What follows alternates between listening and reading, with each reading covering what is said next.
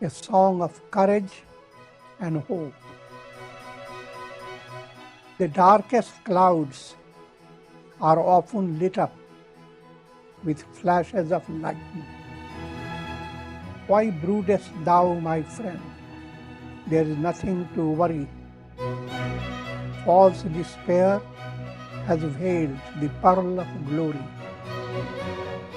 Why weepest thou like one poor and lowly? Discover thy essential nature. Thou art the only truth, sublime and holy. Associate not with the restless mind. Practice self-control. Keep the senses tame. Dive deep beyond the world-mundane.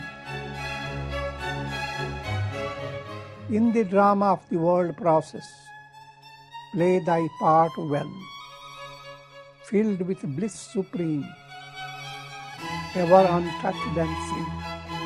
In brief, realize the self. Attain eternal glory of Sat-Chit-Ananda.